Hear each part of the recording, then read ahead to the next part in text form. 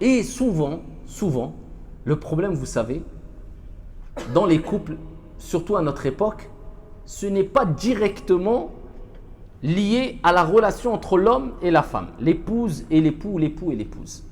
Mais c'est des éléments extérieurs qui viennent perturber cette relation et qui créent de gros problèmes. Et c'est encore plus délicat lorsque ces éléments extérieurs font partie de la famille. À titre d'exemple, alors peut-être je me trompe, mais d'après mon expérience, c'est souvent le cas des belles-mères.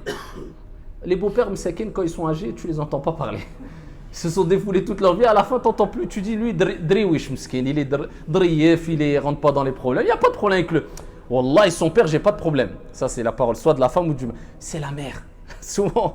Alors, je ne veux pas remettre la faute toujours sur les mères. La belle-mère, ça peut être du côté du mari ou de la femme. Mais souvent, subhanallah, c'est le cas de la belle-mère. Alors, là, je dis ici et j'appelle les couples, l'homme comme la femme, à agir avec encore la règle d'or. C'est 3 points à respecter. Le dialogue, le respect et la maturité. On prend un exemple. Le mari est marié avec une femme, un gros conflit entre l'épouse, parce que c'est le cas le plus général, l'épouse et la mère du mari, la belle-mère. Ça, c'est, je pense, 90% des cas qu'on a. Souvent, c'est ce cas-là, avec la belle-mère. Pourquoi? Parce que déjà, il y a le fait que, comme je vous ai dit précédemment, la mère est souvent protectrice. Et la mère est un peu jalouse. Elle a éduqué son fils, il y a une relation très forte entre la mère et le fils.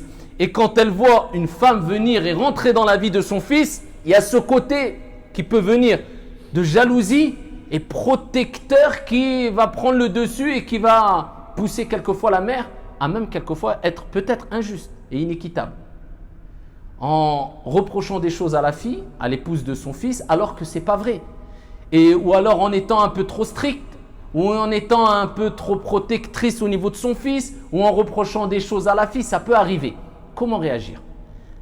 Surtout quand la femme, eh bien, elle met de la pression à son mari. T'as vu ta mère? Alors que ça peut être une réalité. Et on prend le cas que c'est une réalité. Elle est fautive, elle me reproche ça alors que c'est pas vrai. Et elle met dans une situation très difficile le fils, jusqu'à ce que, et ça c'est catastrophique, il y a des femmes, des épouses qui osent dire à leur mari, soit c'est ta mère, soit c'est moi. Ça, c'est pas acceptable en islam. C'est inacceptable en islam. Tout simplement parce que la mère reste la mère, le père reste la mère. Ne fais pas ce que tu n'aimerais pas qu'on te fasse. Tu t'imagines que toi, demain, tu as des enfants et que leur épouse ou l'épouse de ton fils disent à ton fils, c'est toi ou moi, c'est elle ou moi.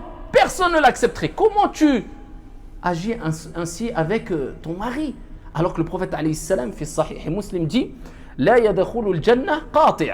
Ne rentrera pas au paradis celui qui rompt les liens familiaux. Par contre, est-ce que ça veut dire que si dans ce cas-là, après vous pouvez reproduire la même situation du côté de l'épouse ou de l'époux, peu importe, ça peut venir du côté le problème de l'épouse ou de l'époux.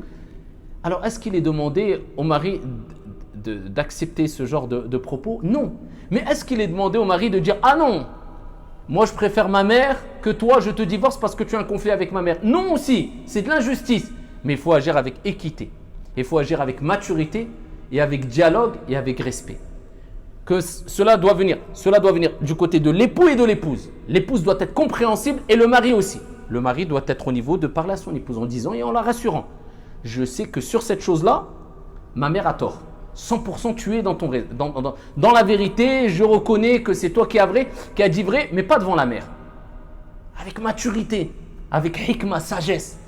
Faire et dire ce qu'il faut au moment qu'il faut, de la manière qu'il faut, sans blesser la mère, en lui disant mais par contre, mets-toi à ma place, sois compréhensible. Il dit ça à son épouse, c'est ma mère.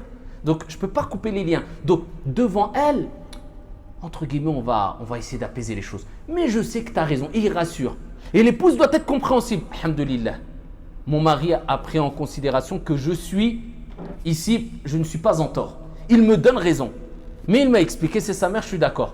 Après, si, au pire des cas, on doit arriver à un stade où tu dis, toi, si tu veux prendre l'écart avec ma mère, et moi je vais essayer de voir du côté de ma mère pour lui dire aussi, prendre l'écart avec toi, c'est une chose. Mais que le fils, eh bien, n'ait plus de contact avec la mère, on ne peut pas accepter. Ou bien que le mari, pareil, il impose cela à son épouse. Non, non, non. Tu choisis soit ton père, soit moi, ou soit ta mère, soit moi. C'est la même chose. On ne peut pas.